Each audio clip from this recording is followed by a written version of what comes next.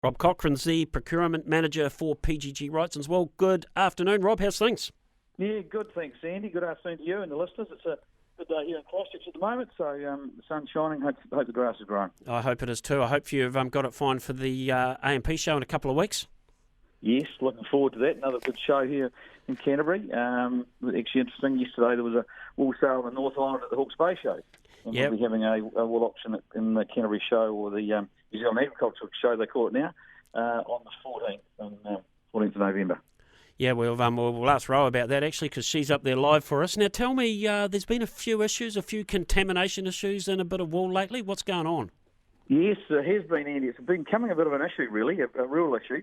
The main problem seems to be that there's a number of unscourable products that are being put on sheet, I guess, from crayons or rattles or whatever they are, but it's causing some issues down the track in the scouring industry in particular, where some of these products are not being able to be scoured out. Now, that will cause issues to exporters who are trying to ship wool offshore, and if it's contaminated with colour, then there's an issue as far as dyeing the colour into the wool later on down the track, and it's going to be a real problem. I think it's the major issue we need to face at the moment is that growers need to understand that there may be some products out there that are unscourable, although most products do carry a note to say they are scourable. There are some that aren't, and I can't identify those, of course, at this point, but we're just trying to bring it to the attention of the wool growers, that they must remove that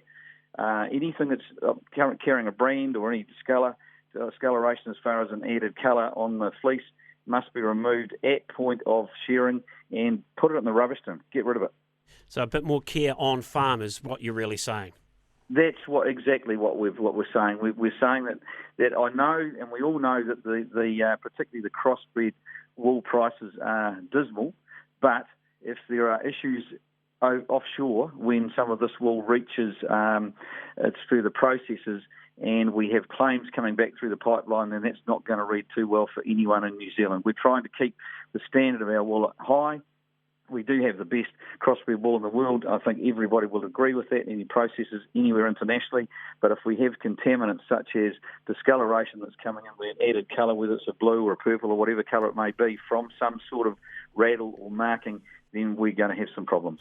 Hard enough to sell it now without making it harder. Speaking of markets, Rob, how are things looking? What's happening out there? The marketplace has been reasonably stagnant, Andy, over the last probably 3 years. But from a crossbred perspective, there's still plenty of demand at these levels, and so we can sell wool. That's a good point, I guess. And so the marketplace yesterday, as I say, alluded to in the North Island, there was also a South Island sale, so we had about 18,000 bales, in fact, nationally on offer, the two options, and about between 10 and 15% was passed in. Now, on the North Island, obviously it's all crossbred wool. The market up there was stable. In South Island, the market was also stable for crossbreds, and on the fine wool scene in Christchurch here yesterday, there was quite a lot of merino hogget wool out there, which sold very, very well. So that fine wool end of the market, is holding up pretty well, really. Alrighty, hopefully there's some light at the end of the tunnel on that. Hey, thanks very much, Rob Cochrane, procurement manager for PGG Wrightson as well. Thanks for your time, mate.